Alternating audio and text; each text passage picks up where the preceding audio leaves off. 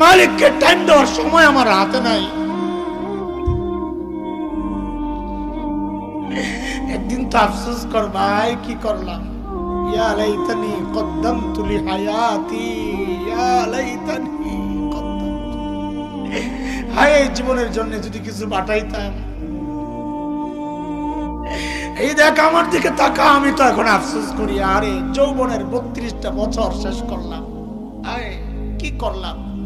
প্রতিদিন যদি একবার করে সুবহানাল্লাহ পড়তাম তো আমল নামায় কতগুলো সুবহানাল্লাহ জমা হইতো।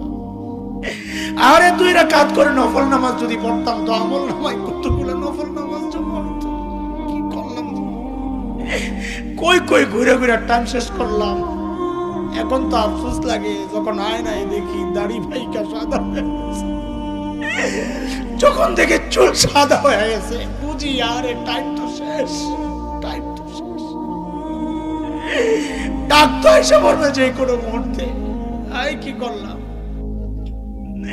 আরে ভাই আমার, মালিককে টাইম দাও, মালিককে টাইম দাও, ফালতু সময় খাইও না, নষ্ট করো না।